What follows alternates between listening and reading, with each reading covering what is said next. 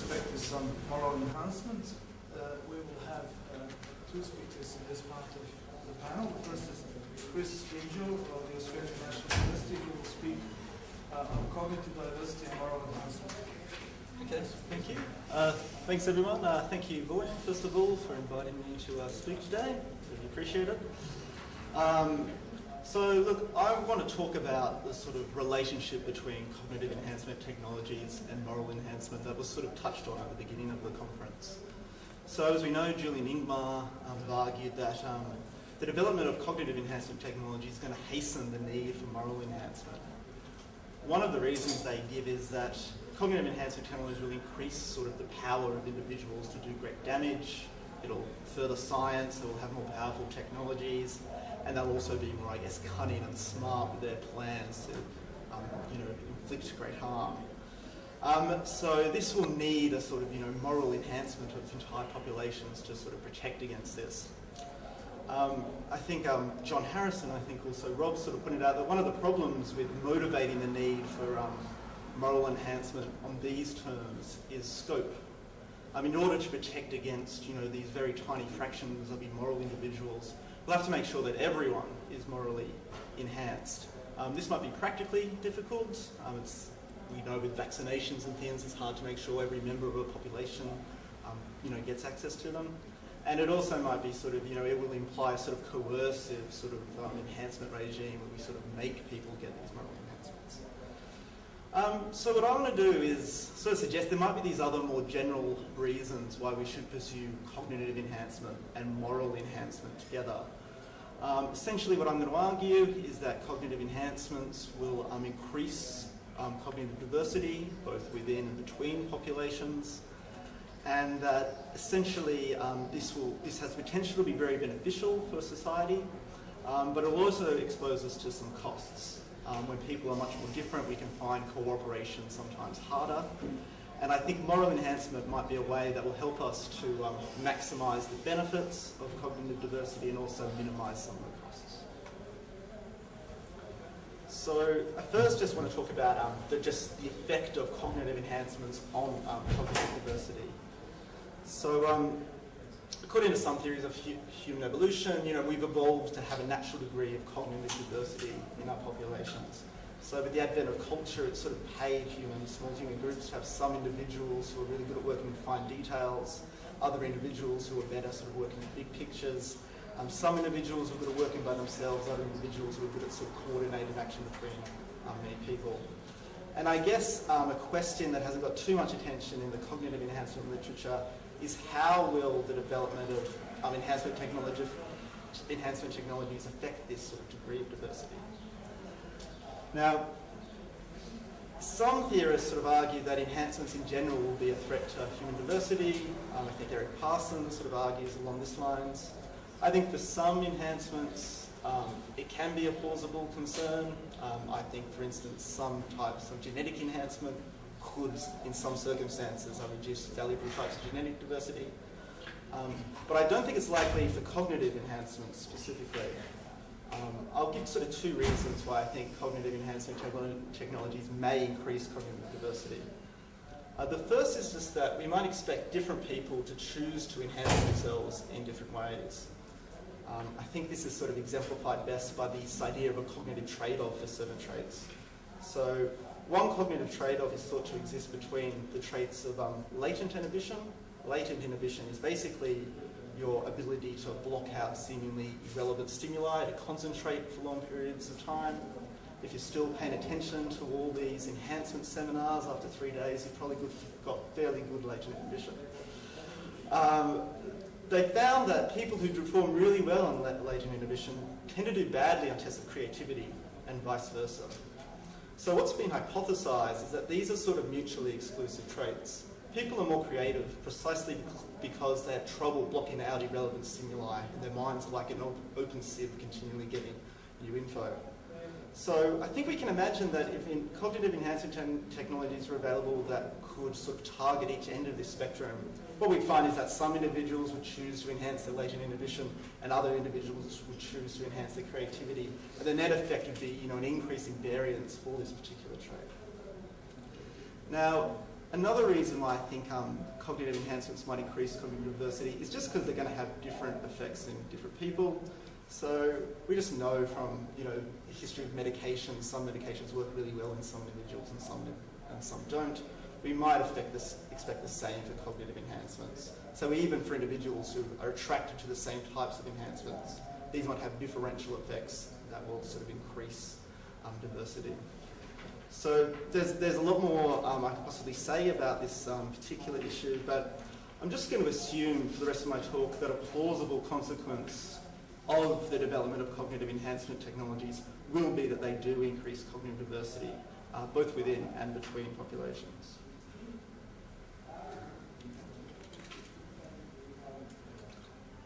So I think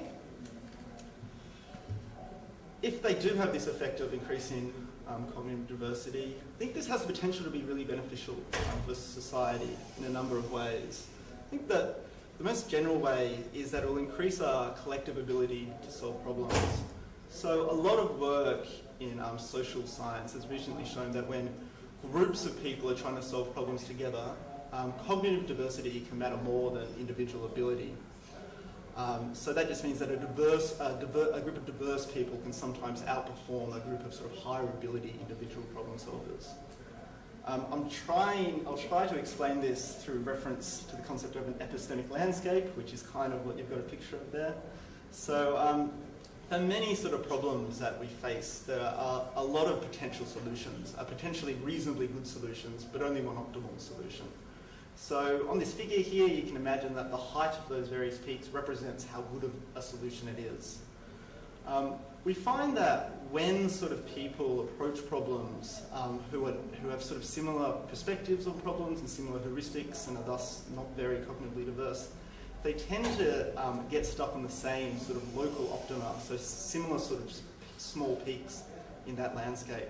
And basically their way of representing the problem prevents them from seeing what's deficient about the solution that they found.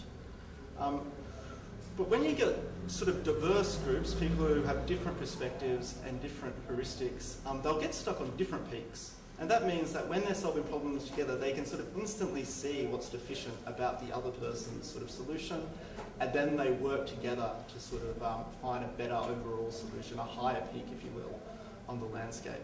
So I think this is just backed up by, there's a fair bit of empirical research done now in social science that just shows that diverse teams sort of can outperform less diverse teams on collective problem-solving tasks.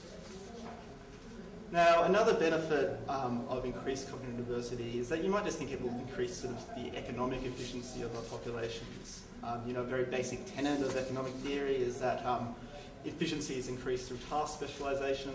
And in our society today, we know that we also, besides dividing labour, we also divide cognitive labour. We want people who do different tasks to have different sort of cognitive skills. We want our air traffic controllers, for instance, to have a different set of cognitive sort of abilities to, say, philosophy professors. So you might just think that this would be another sort of beneficial sort of impact of increased cognitive diversity. And finally, the last one here of collective predictive abilities.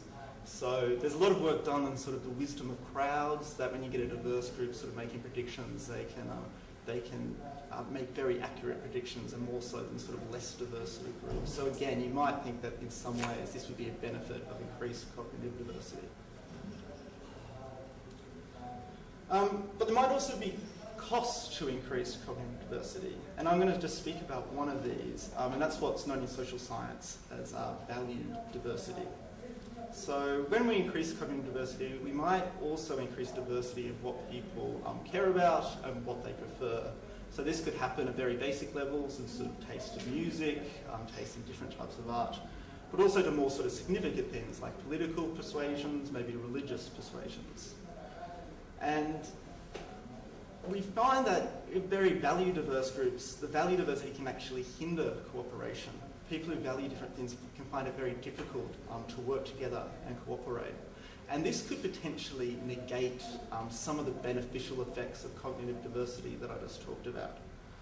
So an example where you might think this is happening to some degree is sort of instances of state multiculturalism. So, the Prime Minister of the UK, David Cameron, has sort of labelled state multiculturalism a failure. I'm not sure to what extent that assessment is accurate, but I think it's at least plausible that states haven't benefited from multiculturalism in the ways that they could, because people might find it just difficult to cooperate with and work with people who value sort of very different things to them.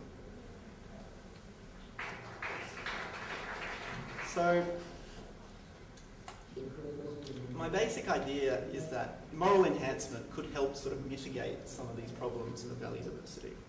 I think the limitations of our moral intuitions can contribute to these value diversity difficulties. You know, we evolved in very small groups where we were cooperating, and in those instances it paid to be sort of suspicious and untrusting of people who were significantly sort of different to you, because it was likely they would have been from a sort of competing group. And I think, you know, to some degree you can find this sort of today with sort of the implicit racial biases that some people talk about. So apparently, you know, white people find it much harder to empathise with black people just because of this implicit sort of genetic sort of thing. I think you also just find it in sort of general difficulties that people like to sort of hang out with people who are like them, who are similar to them, who value similar things, and can tend to stereotype people who are sort of different. I think this happens sometimes across sort of political persuasions. So I think moral enhancement could potentially target these moral intuitions. They could potentially boost empathy, so we're more empathetic to those who are sort of very different to us. They could boost trust, so we're more trusting of those who are working with each other, who are different to us. And this could sort of improve sort of cooperation as a whole. So to some extent, you might think that this occurs already in some instances. So companies face, you know, problems sort of like this, multinational companies, where they have a very diverse group of people, employees, they have to come together and get to cooperate on certain things. And some companies do employ sort of traditional modes of moral enhancement to overcome these difficulties. So for instance, Apple give all their employees sort of empathy training to sort of get them to be able to sort of cooperate together. So, you know, I think this is sort of just one instance of where sort of maybe moral enhancement, or definitely just enhancement of sort of moral emotions, I probably should say, might sort of be able to boost sort of cooperation between these people who value very different things. So I said at the beginning that besides increasing cognitive diversity sort of within populations, it might also increase diversity between populations. So I definitely need to sort of develop this idea a lot more. I haven't done very much work on it. But I guess the basic idea is that different sort of cultures might sort of value cognitive traits sort of differently. So some cultures might value sort of creativity more than others, and some, you know, might value sort of more sort of latent inhibition style thing. So we might find that if we just have this sort of really large range of cognitive enhancements available, that some will be much more popular in certain cultures than others. And the net effect of this could be that members of these cultures become even more sort of different to each other than they are now. And you might think that this will make sort of cooperation on global problems, you know, even more difficult. Presumably, you might think it's plausible that one reason why global cooperation is different is because people from different cultures sort of think about problems in different ways, and this can lead to problems with sort of, you know, knowing where they're sort of coordinating action on this global scale. So I know sort of, you know, Ingmar and Julian sort of write a lot about how moral enhancement could potentially help us sort of coordinate action on climate change through sort of those sort of measures. I just want to make the point that maybe that will be even more important because of cognitive enhancement technologies making cultures even more sort of different to each other, and thinking sort of more different to each other than they are now. So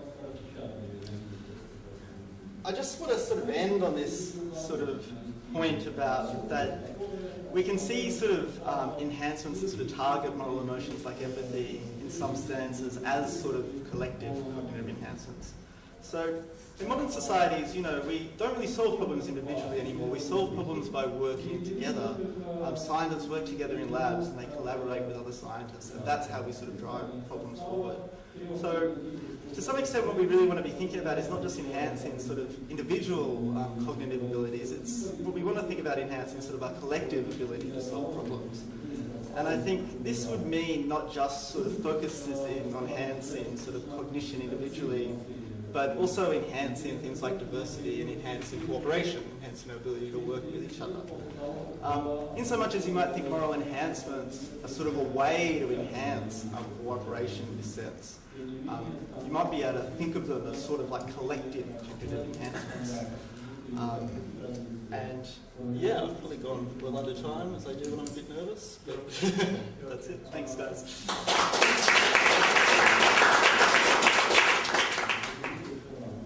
Okay, we have plenty of time for questions. In the back.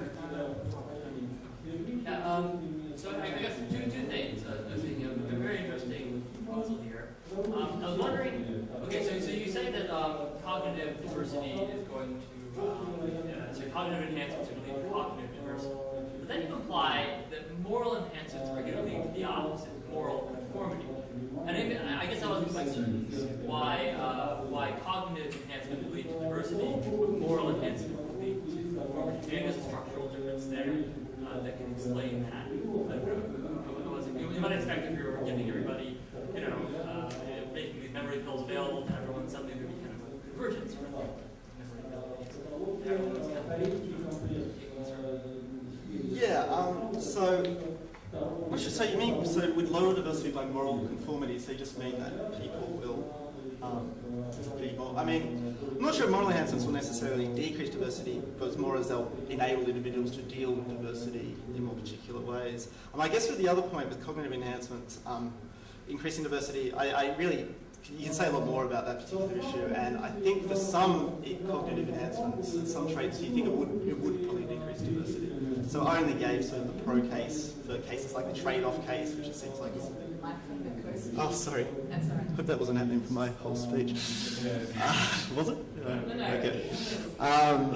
Yeah, so I think, there probably are some cognitive traits where enhancements would lower diversity, and those are traits where you think it might be clearly optimal for something. So you might think if there's processing speed enhancements that, everyone wants fast processing speed, so you might think that would lower diversity.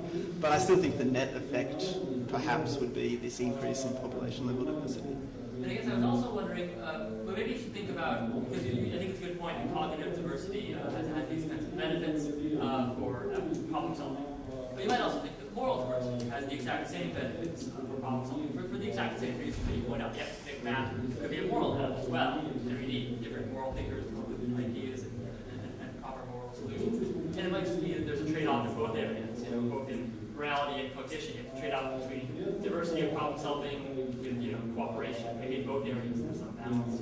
Yeah, look, I certainly think that you might be able to have moral enhancement that doesn't decrease moral diversity in some sense. I think you could have lots of people who are just really empathetic people who have very different moral ideas and moral beliefs. They could still disagree with each other. They just be very nice about it and Just understand like it. Yeah, I guess, yeah. Okay, thank you. Yeah, so I also thought that there were more reasons for thinking that cognitive enhancement might reduce diversity than you acknowledged. You sort of said you've only given part of the case, but here's another reason, which is to do with kind of network effects.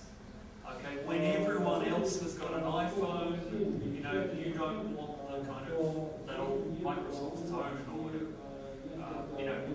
There are times when you all want, if everyone else decides to speak a particular language, then you either choose to speak that language or you cease to participate effectively in the community. So for it to be plausible to have perhaps some set of cognitive capacities relies upon what other people in the community are doing. So at least in some circumstances, the mere fact that everybody else goes to something means that I either choose that or I get left behind. I think, maybe in the short term you see this explosion of different cognitive types, but as one group actually consolidates, social power, and it becomes more and more advantageous to be able to work effectively alongside them, you also need to grow thanks. I think that's a really good point. And I just have to say, yeah, that you're right. I think there could be sort of risks, I guess, like that, where it could lower cognitive diversity. I guess my point would be that I'll still use the rest of my things to say, well, that's a bad thing. We should be guarding against that. That's the reason why we should try to maintain some level of cognitive diversity for these reasons. Yes, you were talking about cognitive diversity, and I read a study from Silicon Valley, which was looking at successful companies within Silicon Valley and why they were successful. And they noted there were a number of directors of companies, some who were identified as having Asperger's, and some who came with MBAs from Harvard. And they noticed that this combination of people with Asperger's, with people with these classic MBA Harvard training, were producing extremely successful companies. And that's a real example of, I think, cognitive diversity. But what I was wondering, going back to the first few days of the conference, if, for example, parents were faced with the choice, I mean, we didn't go a lot into this sort of biomedical ethical choices about embryos, we didn't talk about that, but what if you were faced as a parent and you were told, because Asperger's is long aligned with autism, right? I mean, it's a series of that your embryo had a chance to have Asperger's, autism. Would we then, and the parents said, okay, we don't want this. Would you then be losing this sort of cognitive diversity? Because there was another study that I read that was talking about people with Asperger's in Silicon Valley who were married and producing a 23% high level of autism in that particular town. Yeah. So I just wonder what you, I mean, Yeah. just a comment more than a...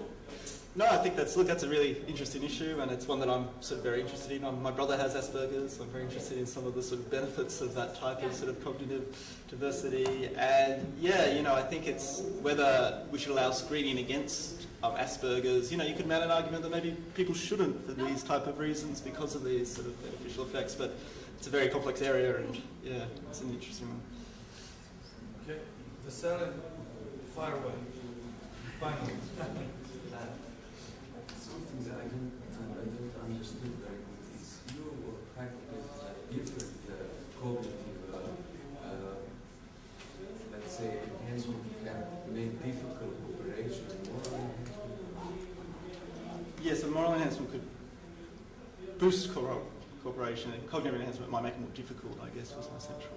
So if you didn't refer, but if you know the group cognition in the Bible from Edwin Hutchinson, there is another example that about one military ship where the person of the ship with very different cultural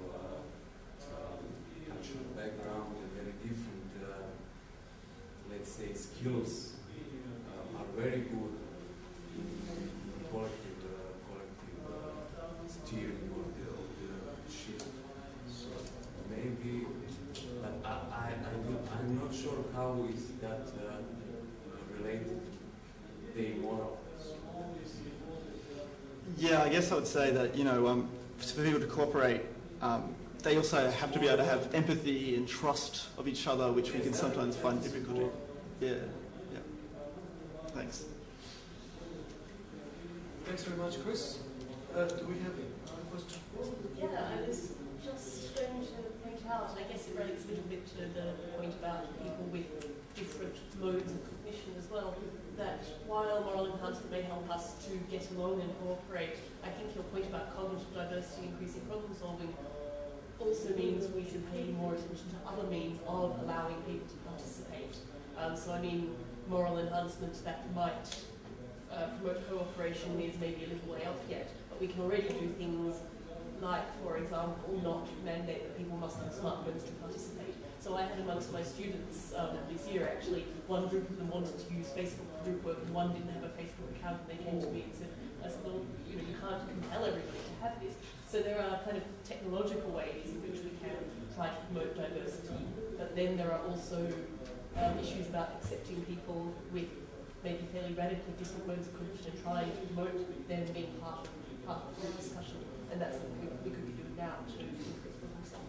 Yeah, no, I think that's a really excellent point and something I'm interested in too. I think one case of that is education, right? Our education systems can sometimes be very biased towards some cognitively diverse children, particularly those with ADHD, for instance, have trouble focusing and sitting still. Very creative types, as I said. Sometimes they've got poor latent inhibition.